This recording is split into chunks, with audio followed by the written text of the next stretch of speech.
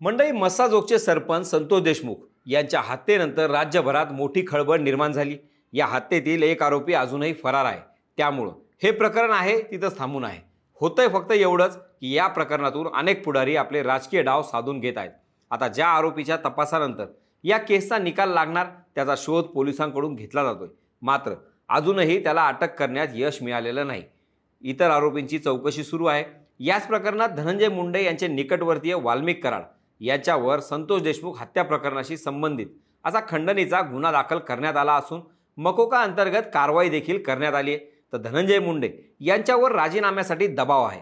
या सगळ्यात मस्साजोग गावचे सरपंच संतोष देशमुख यांच्या हत्या प्रकरणातील आरोपींची बी टीम बीडमध्ये अजूनही सक्रिय असल्याचा गंभीर आरोप संतोष देशमुख यांचे भाऊ धनंजय देशमुख यांनी केला। त्यांचा या आरोपानंतर बीडमध्ये पुन्हा एकदा यंत्रणा अलर्ट मोडवर गेल्याचं पाहायला मिळत आहे। झालं काय की काही दिवसांपूर्वी बीडमधील धारूर येथील अशोक मोहिते यांना वाल्मिक कराडशी संबंधित बातम्या का पाहतो, संतोष देशमुख यांचे फोटो स्टेटसला का ठेवतो म्हणून त्यांची मारहाण करण्यात आली। त्यामुळे ते लातूरच्या एका खासगी रुग्णालयात उपचार घेत आहेत। त्यामुळे धनंजय देशमुख यांनी गुरुवारी लातूर गाठत या घटनेची माहिती घेतली। दरम्यान ही घटना दुर्दैवी असल्याचं धनंजय देशमुख यांनी म्हटलं। बीडमधील पोलीस यंत्रणा ही सर्वसामान्यांचं संरक्षण न करता गुन्हेगारांना पाठीशी घालते असं पोलिसांवर त्यांनी नाराजी व्यक्त केली।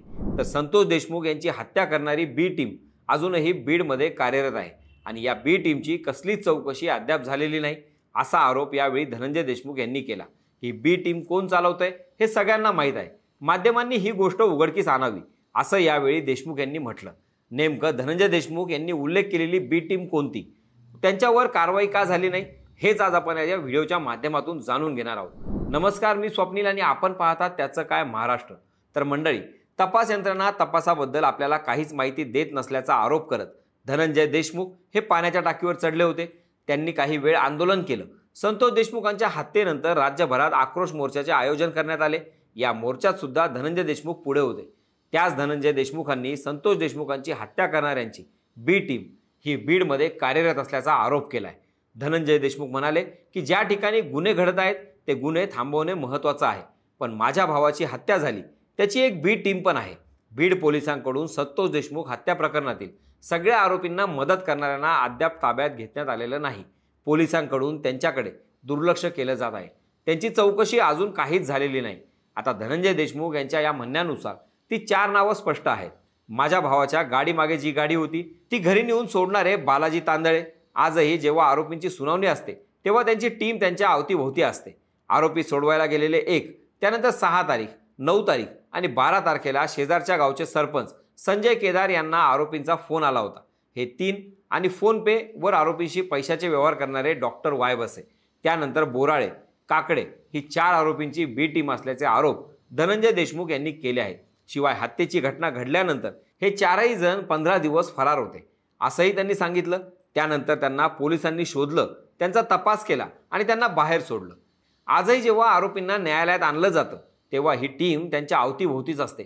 त्यामुळं आम्ही गुन्हेगारीचं समर्थन करतोय असा संदेश पोलीस प्रशासनाला द्यायचा आहे का, अशी नाराजी यावेळी देशमुख यांनी व्यक्त केली। किंबहुना याशिवाय या बी टीममध्ये असणारा बालाजी तांदळे काय काम करतो, तो कुणासाठी काम करतो हे संपूर्ण जिल्ह्याला माहीत आहे।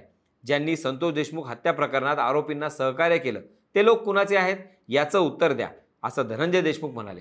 मंडळी, मागं सोशल मीडियात व्हायरल झालेल्या सीसीटीव्ही फुटेजमध्ये कोरेगावचा सरपंच बालाजी तांदळे ब्लँकेट खरेदी करताना दिसून आला होता। एवढंच नाही तर आरोपींना त्याने पाण्याच्या बाटल्या देखील पुरवल्या असा आरोप धनंजय देशमुख यांनी त्यांच्यावर केला होता। शिवाय हा तोच बालाजी तांदळे आहे ज्याने 1 जानेवारी रोजी बीड शहर पोलीस ठाण्यात जाऊन एका महिला पोलीस कर्मचाऱ्याशी हुज्जत घातली होती। त्यावेळी त्या ठाण्याच्या कोठडीमध्ये वाल्मिक कराड होता। तांदळेने तिथे असलेल्या धनंजय देशमुख यांना आरोपीचा फोटो दाखवून दहशत निर्माण करण्याचा प्रयत्न केला होता। शिवाय त्या रात्री बालाजी तांदळे वाल्मिक कराडच्या कोठडीकडे गेला होता असा देखील आरोप धनंजय देशमुख यांनी केला होता। धनंजय देशमुख यांनी हा सगळा प्रकार पोलीस अधीक्षकांना लेखी स्वरूपात कळवला होता, मात्र यात कुठलीच कारवाई झाली नसल्याचं त्यांनी एका मुलाखतीत सांगितलं। या प्रकरणावर एक नजर टाकली तर संतोष देशमुख यांच्या हत्या प्रकरणात वाल्मिक कराड यांच्यासह त्यांच्या सहकाऱ्यांना अटक करण्यात आली आहे।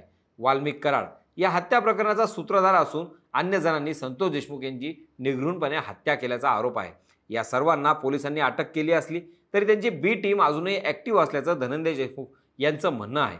या बी टीमचा सूत्रधार हा वाल्मिक कराड असून या बाहेर असणाऱ्या बी टीमनेच विष्णू चाटे, सुदर्शन घुले, प्रतीक सांगळे, कृष्ण आंधळे यांच्यासह अन्य आरोपींना पळून जाण्यासाठी मदत केली. त्यांनी आरोपींना गाडी आणि पैसे पुरवले, तसंच इतर मदत देखील केली. मात्र बीड पोलिसांकडून त्यांच्यावर कारवाई करण्यात आलेली नाही, असं धनंजय देशमुख यांनी म्हटलं आहे. किंबहुना धनंजय देशमुख यांच्या सांगण्यानुसार त्यांनी यापूर्वी CIDकडे अर्ज केला होता. त्यामध्ये ज्या लोकांनी सुदर्शन घुले, प्रतीक सांगळे यांना पळून जाण्यासाठी मदत केली त्याचे पुरावे धनंजय देशमुख यांनी पोलिसांना दिले होते. त्यानंतरही आरोपींना सहकार्य करणारे इतक्या मोठ्या प्रमाणात बाहेर असतील तर ही गंभीर बाब आहे, अशी चर्चा आता सर्वत्र सुरू झाली. एकंदरीत या प्रकरणाचा बी टीम म्हणून धनंजय देशमुख यांनी जी नावं सांगितली त्यांची पुन्हा एकदा चौकशी करणार का? त्यांच्या चौकशीमधून काही निष्पन्न होणार का? हे येणारा काळ सांगेल. तुम्हाला या बाबतीत काय वाटतं हे आम्हाला कमेंट बॉक्सच्या माध्यमातून कळवायला विसरू नका. बाकी बीडच्या या घडामोडींवरती आपली नजर कायम असणारच आहे. तेव्हा कुठेही जाऊ नका, पाहत राहा, सबस्क्राईब करा. त्याचं काय महाराष्ट्र.